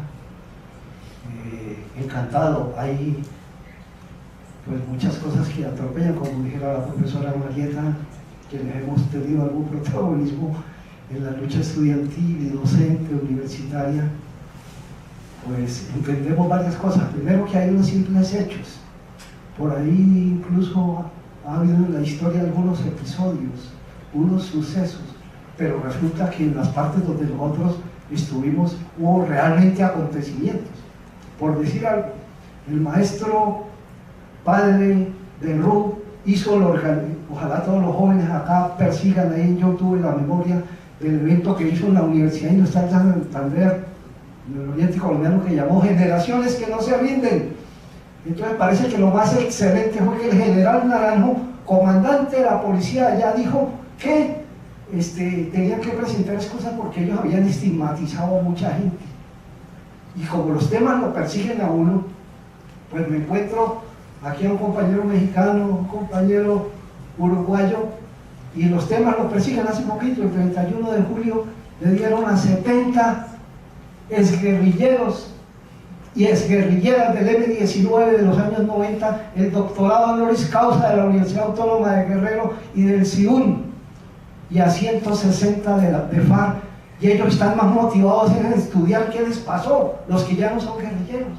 Yo quisiera decir que el Instituto Capaz hasta debería promover alguna actividad, porque bueno, Uruguay sabemos lo de Wilhelm Nixer y todo el aporte que tiene la didáctica de la liberación, pero aquí faltan muchas cosas escondidas. ¿Usted no recuerda de cómo es que se llama el texto, de la Utopía? Pues aquí en Colombia un profesor Vitar ahorita está en otro evento, porque es que Bogotá tiene mucha sobreoferta de eventos culturales, y sobre esto mismo el maestro Vitar escribió los primeros pasos de los derechos humanos en Colombia, y le puso un subtítulo que no me gustó porque dice la adaptación estratégica de Turbay Ayala, y no fue que tuviera que adaptarse estratégicamente, y no como dicen nuestros jóvenes, le tuvo que mermarle, ¿sí? Porque ahí empezó el tema para nosotros. Y la profesora Marieta ha comentado unos episodios como nosotros parecíamos unos gatos doblando la esquina. Después vino el asesinato de la gente de la UP y también teníamos que caminar como un gato doblando la esquina. Ustedes los tupamaros allá tenían chance porque hasta en los entierros guardaban fierros dentro de los ataúdes, como cuenta Candixer. Pero aquí nos ha tocado situaciones duras, incluso hoy día como docentes hubo la pandemia y hubo docentes que vivían con 1.000 pesos diarios, mucho menos que una cuarta parte de $1, porque los tienen toda la vida contratados así, miserablemente, ¿sí? Y hoy día que los historiadores están tan ávidos de archivos, que la doctora Ivonne, yo no sé por qué salió del Archivo General de la Nación, se están perdiendo archivos. Yo fui quien ayudó a rescatar la UDESA. En la UDESA nació, junto con la USO y junto con la Vereda de la Fortuna, el destacamento José Antonio Galán, y de ahí el que tiene problema hoy día, el problema de la paz y el Ejército de Liberación. Eso no fue un simple episodio, eso fue todo un acontecimiento. Entonces yo los quiero invitar a todos y a todas, y aquí en Bogotá toca decir también a todos, que rescatemos esos insumos, ¿sí? Y que promovamos en una perspectiva razonable, porque yo quiero que mi nieta y mi nieto tengan un país y un mundo en paz, ¿sí? Y entonces tenemos que darnos la pena como académicos para decir lo que tengamos que decir y apoyar lo que tengamos que apoyar. Se me quedan en el tintero unas tres cosas. Bueno, gracias por la intervención. Pero me extendí. No me gusta casi hacer preguntas porque no me gusta el programa ese que se dice yo sé quién sabe lo que usted no sabe, y aquí en este público yo sé que hay mucha gente que sabe muchas cosas. Gracias. Bueno, continuamos. Gracias por el comentario, por la participación. Seguimos con nuestra tercera intervención. Hola a todos, paso una intervención muy corta. Lo primero era un poco según la reflexión última que hizo Diego. Pues primero que todo agradecerle a Mariela, a Aldo y a Diego por sus reflexiones. Es imposible desligar a la universidad y a los estudiantes de los barrios periféricos de la ciudad. Todas las dinámicas que pasan en los barrios también permean directamente las universidades, y desligar al individuo o al estudiante de lo que pasa en su cotidianidad es imposible. Y creo que desde ahí se empieza a tejer muchas de las dinámicas que entendemos hoy en día de por qué las universidades públicas, siendo centros también de reclutamiento, siendo centros también donde se replican violencias, no podemos desligar las historias.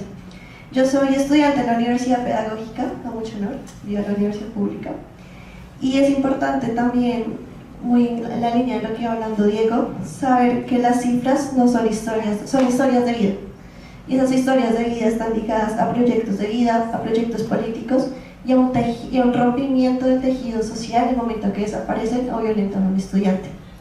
Siento que en estos paneles o en estos espacios siempre tendemos a hacer memoria. Las universidades son centros de memoria y puntos de memoria. Y ahí va la pregunta, y la pregunta va ligada un poco dándole la vuelta a lo que hemos venido hablando, y es: las generaciones antiguas, anteriores, no tenían un informe como el que tenemos actualmente, el informe de la Comisión de la Verdad.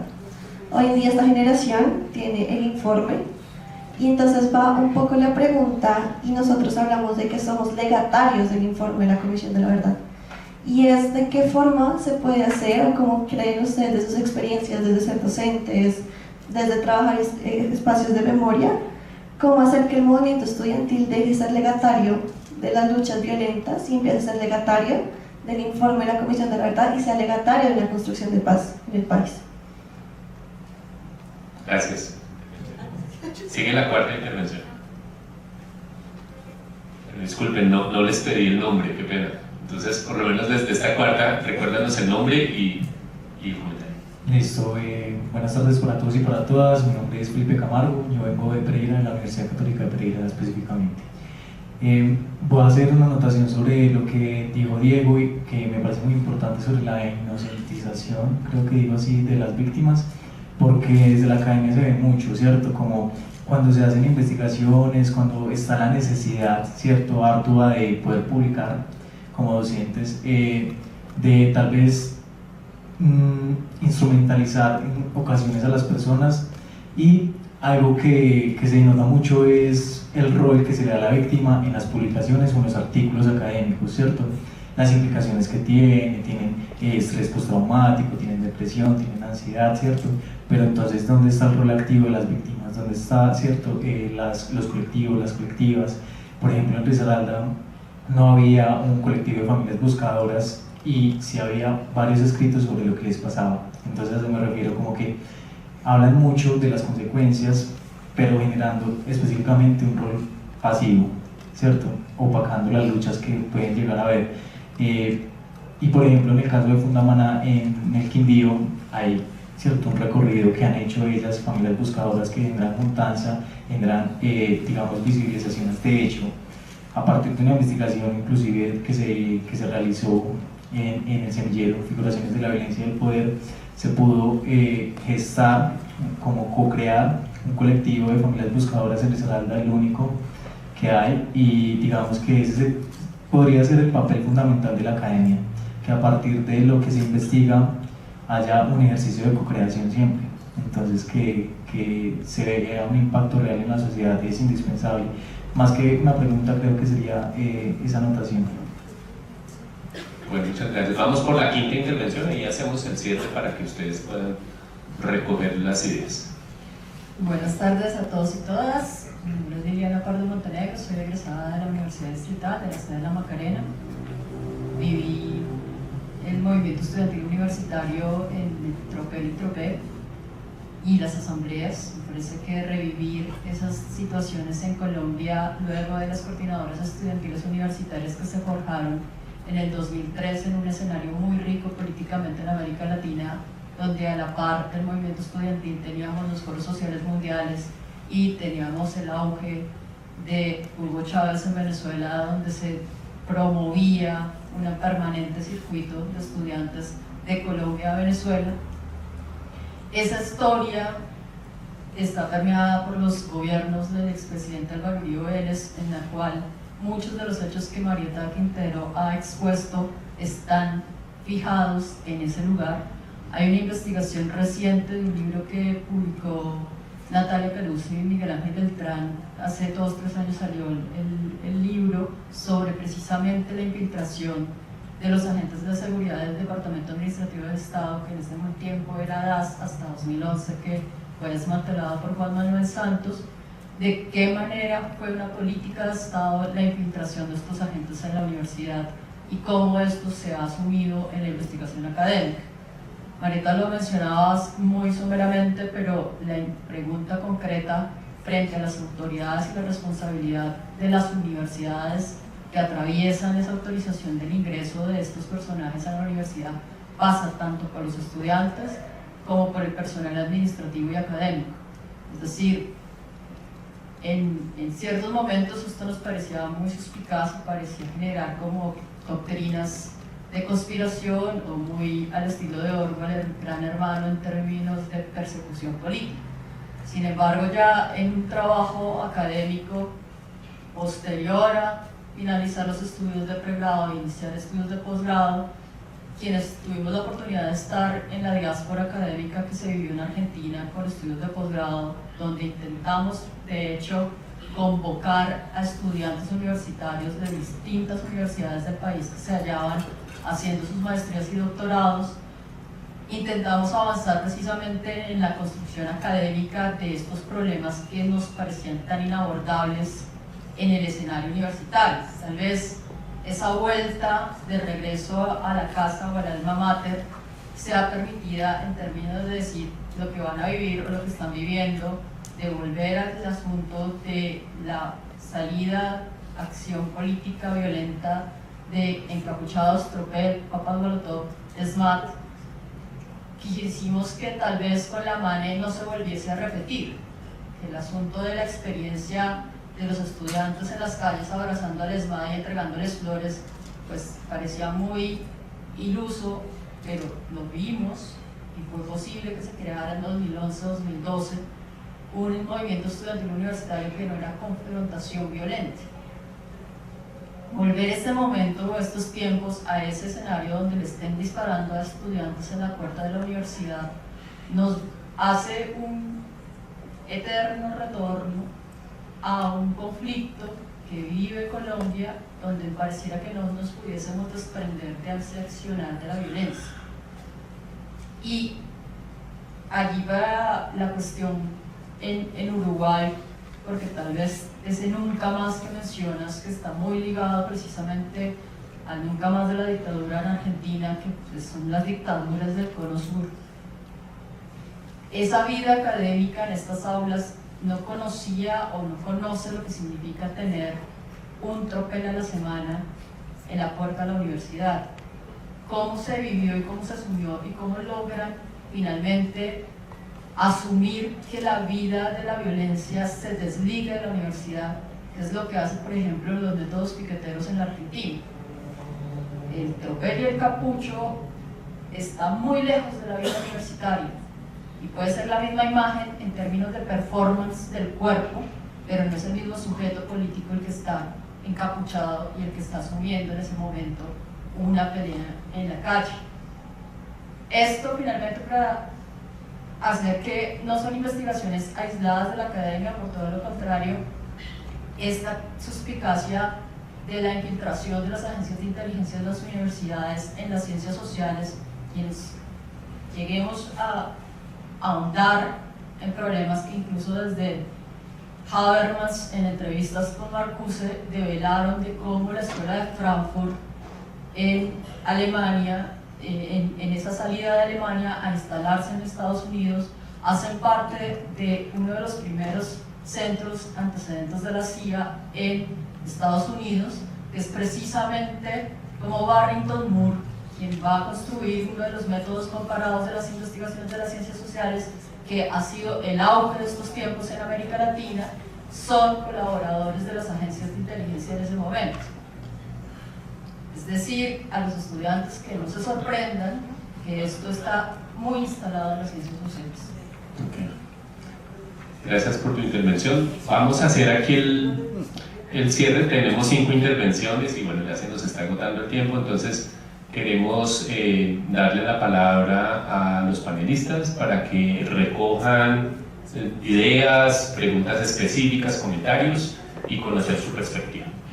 Bueno, empiezo yo. Tengo que confesar, son muchos comentarios que hablan de muchas cosas y es difícil hacer una síntesis. Voy a decir algunas cosas que se me ocurrieron a partir de algunos comentarios. Lo primero que vos planteás, esto que hay detrás de bambalinas, y yo creo que hay, por lo menos en la experiencia uruguaya, creo que hay dos cosas que son muy evidentes. El avance de los movimientos sociales y la capacidad de los movimientos sociales de decidir en los debates públicos, y esto que todos estamos de acuerdo, en un sentido común. Otra cosa que me gustaría reivindicar, porque hay veces que después entramos como en una relación media conflictiva con esto, es la política. Yo creo que, por lo menos en el caso uruguayo, es bastante evidente, pero creo que en Argentina también, y en Chile creo que también, que los gobiernos de centro-izquierda habilitaron un mayor debate público de estos temas. Un mayor debate público, una mayor institucionalización de ciertas actividades vinculadas a estos temas, e incluso de alguna forma impactaron en las vidas universitarias. Digo que entramos un poco después, sí, claro, después empezamos con una crítica a esos gobiernos de centro-izquierda por todo lo que no hacen, que ya sabemos todo lo que no hacen. Pero a la vez generaron climas favorables a hablar y a tener ciertas condiciones de locución, digamos, de que esos temas adquirieran una mayor legitimidad pública. De una forma u otra eso pasó en varios lados, y me parece que no está de más tenerlo en cuenta, cómo de alguna forma ciertas coyunturas son los momentos propicios para que desde las universidades y de los discursos más académicos estos temas logren tener un mayor desarrollo. Sobre los estudiantes no tengo ni idea qué decir. Lo único que puedo decir es, escuché varias de las cosas que planteaba Diego y de las cosas que planteaban por allá. Me parece que, por lo menos en relación al caso uruguayo, me parece que la relación es muy diferente, porque en Uruguay lo que se está dando es un quiebre radical para el pasado a nivel juvenil. O sea, efectivamente, lo que para los jóvenes todo esto es nada. Es nada. Y ojo, no para todos, para ciertos espacios hay una reflexión más vinculada a la ética, donde esto aparece. Hay una actividad que es la Marcha del Silencio, que es una actividad que se hace todos los años, y efectivamente en esa marcha hay una participación juvenil importante. Digamos, los sectores juveniles críticos tienen en el tema de la memoria un horizonte, y en el discurso de la diversidad otro horizonte, donde participan en la vida pública a través de esto, pero también otra vez como una desconexión muy grande.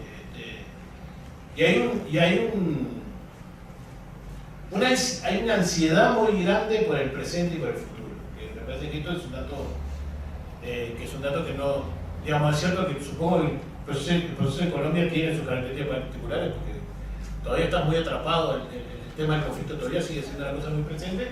Pero estas reflexiones que están pasando en todos lados, ¿no? De qué pasa con los jóvenes y el miedo al futuro. La angustia sobre qué va a pasar de acá a 10 años, o qué va a ser de mi vida, todo esto es un tema que en Uruguay se ve con mucha, yo lo veo con mucha emergencia entre mis estudiantes, y por otro lado veo que efectivamente las incertidumbres del futuro son tan enormes que muchas veces esta narrativa sobre nunca más, la memoria y todo no les afecta mucho, porque en realidad no saben si van a tener trabajo, o qué va a pasar con la inteligencia artificial, o qué va a pasar, digamos. Hay como una serie de asuntos que me parece que está marcando a los sectores juveniles, y que hay que tenerlo en cuenta cuando pensemos toda esta cuestión de la transmisión intergeneracional y todo este asunto.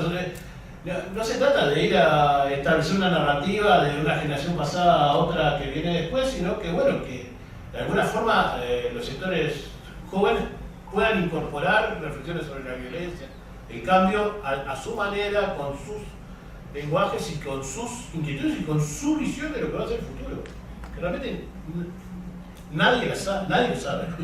Digamos, la incertidumbre hacia el futuro es enorme, y tiene razón en estar muy nerviosos sobre el futuro. No es ninguna pavada el futuro que se viene. Después, 2 o 3 cosas más sobre la cuestión de esto que se plantea como inocentización de la víctima, que plantearon, y la idea de que la academia de alguna forma hace un trabajo que instrumentaliza a la víctima. Entiendo perfectamente de lo que están hablando. Lo único que me gustaría tratar de separar academia en un sentido general y un tipo de enfoque que trabaja de esa manera, ¿no? Yo creo que ha habido, sí, todo un campo, un poco que cuando hablaba de esto de los derechos humanos, es como todo un campo especializado, técnico, que tiene una visión que intenta pensar el fenómeno de la víctima como sacarlo de todo su conflicto, de lo que es la historia de esa persona en relación a los conflictos políticos, en relación a la sociedad que vivió. O sea, no es lo mismo ser víctima acá que en Uruguay, que en Alemania, digamos, y como la palabra víctima tiene se transforma en una categoría tan dura que de última no sirve para pensar los procesos históricos. Yo creo que hay otros campos en la academia que están haciendo un intento por ejemplo, reconstituir la politicidad de los conflictos que vivió América Latina en los últimos 40 o 50 años.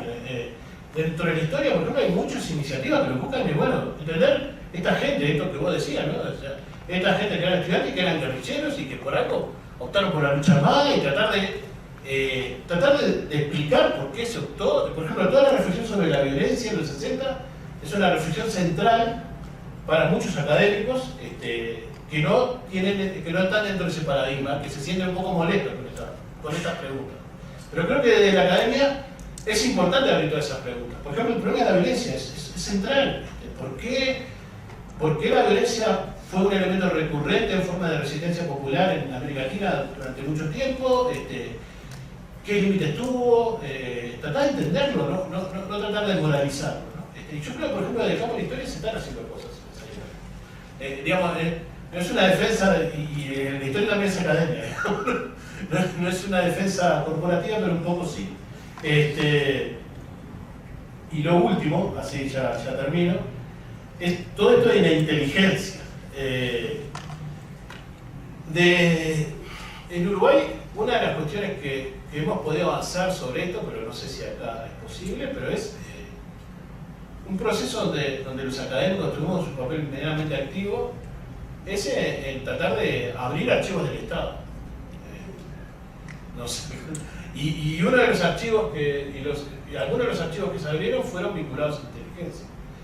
Y es uno de los caminos donde todas estas cosas, estas dudas, estas cuestiones que son ultra complejas de investigar, se empiezan por lo menos a empezar a entender un poco más de cómo trabajan las inteligencias, de cómo trabajan con infiltrados, pero también, por ejemplo, una de las cuestiones que ha aparecido es cómo, y eso no surgió por archivos que se liberaron, sino por archivos que los propios militares después los colgaron con toda la mala fe del mundo, porque lo que querían hacer, porque también hay un mil asuntos con estos archivos de inteligencia. En estos archivos de inteligencia están las delaciones de otros compañeros, hechas en caso de tortura. Están también aquellos que trabajaron para la inteligencia militar chantajeados por parte de la inteligencia, diciendo que si no haces esto, te denunciamos que eres un amante, si no haces esto, te denunciamos, te matamos, no sé, hay miles de mecanismos. Entonces, esos archivos permiten entender muchísimo mejor cómo funciona el terror estatal. Sirven para pensar esas cosas, no sirven tanto para señalar a tal, me parece, digo, eso es un poco la experiencia. En Uruguay estamos teniendo sobre eso, ¿no? No sirven, o tendría poco sentido para empezar a establecer un sistema de culpa sobre mucha gente, sino para entender cómo funciona la inteligencia en relación a mecanismos del terror estatal. Sobre las discusiones sobre la inteligencia y la academia, también hay muchísimo para... Es ultra complejo, pero efectivamente uno de los países que tendría que liberar mucho más archivos sobre esto es Estados Unidos, si no lo libera. Y efectivamente sí, la inteligencia fue parte del debate, fue parte de la sistema de inteligencia en el marco de la Guerra Fría, estadounidense y también soviético y también de Europa del Este, estuvieron atentos y fueron parte de los procesos académicos. No necesariamente tuvieron la capacidad de dirigir a autores, que es otra cosa mucho más compleja, ¿no? Pero sí y son temas que se están investigando en los últimos años. Y nada más. Nos quedan 5 minutos. ¿Sí?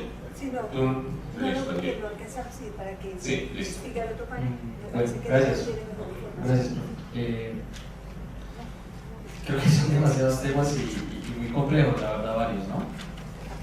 Trataré incluso de unir algunos como para acortar la respuesta. Pero bueno, yo por ejemplo pienso un poco con lo que planteaba Liliana al final de qué hay entre la MANE y las flores de la policía y los tropeles ahora, ¿no? Y bueno, por medio está Dylan Cruz, por medio está el estallido social, por medio está una permanencia de doctrina militar en la fuerza pública. Les va a cambio de nombre, pero no de concepción de cómo tratar a la protesta de los sujetos movilizados, ¿no? Entonces, eso es una parte de la explicación. Hay otra, ¿no? Hay otra que creo yo incluso se conecta con lo que la otra compañera planteaba de el sujeto es el barrio también. Y bueno, los pelados que llegan a la universidad tienen también problemas en sus barrios que a veces en la universidad es donde detonan y donde estallan, ¿no? Y yo creo que si a mí me lo preguntaran un poco, los tropeles de la Nacional de este momento tienen mucho que ver con eso. Son pelados muy, incluso estuvieron cercanos a las primeras líneas, influenciados incluso por por esa forma de actuar que trajo resultados, pues. Entonces, pues es difícil pedirle a pelados movilizados que vieron que tuvo resultado un método de lucha, decirle de la noche a la mañana, eso ya no va. Entonces creo que todo eso está ahí en el crisol para entender eso. Sin duda habrá muchos más y me quedaré corto ahí, ¿no? Y que somos, el compañero decía, somos hitos históricos, y claro, el ELN hoy lo comandan dirigentes estudiantiles de la UIS todavía. Eso también tiene mucho que ver con lo que estamos reflexionando hoy en la universidad y su posición. Por ahí voy a ver, y seguramente ya sabrá mucho más de esto, ¿no? El compañero de México planteaba si es que, claro, discursivamente es un gobierno de cambio, de propuesta, de transformación, etc. Y yo no disiento esa idea, pero es el gobierno y no es el poder, y no tiene la gobernabilidad. La reforma educativa que intentó pasar llevaba 5 micos puestos por la derecha y tuvo que echarla para atrás. O sea, el mismo gobierno decidió quitarla porque ya iba en contra un poco de las pretensiones un poco iniciales del gobierno, más allá de que no esté uno de acuerdo con toda la reforma. Pero además creo que muchas de estas conflictividades de las universidades no solo están en el plano nacional, ¿no? Sino en lo concreto de los espacios mismos de la universidad. La Nacional se fue a paro, no porque estuviera peleando, ¿no? Impulsando la ley o lo que fuera, ¿no? Estaba peleando porque había un rector elegido en la universidad porque la comunidad no estaba de acuerdo. Entonces hay otros tipos de peleas que están ahí todavía pues, muy vigentes. Yo no daría más en lo de la inocentización, ya Aldo mencionó así con las que estoy de acuerdo, pero yo creo que hay cosas también que reconocernos, o sea, tampoco podemos ser tan duros y drásticos, ¿no? Es decir, en Colombia no existiría SPADES sin el padre Abel Giraldo, por ejemplo. Y es un gran investigador, pues, pero sin él no existiría SPADES en este país. Entonces creo que el papel de los investigadores en esta lógica también tiene, ¿no? También hay que reconocerles lo que han hecho por este país. Y bueno, no, yo creo que cerraría con eso un poco para no... Gracias bueno, muchas gracias. Compañeros, compañeras, con esto hacemos el cierre de este panel. Agradecer a nuestros invitados, agradecer su participación y pues dejar claro que la universidad no solamente entiende la paz y el conflicto como un objeto de estudio, sino que la vive, la experimenta porque es un sujeto histórico, un sujeto político y lo que más queremos es que sea un sujeto comprometido con la paz. Muchas gracias.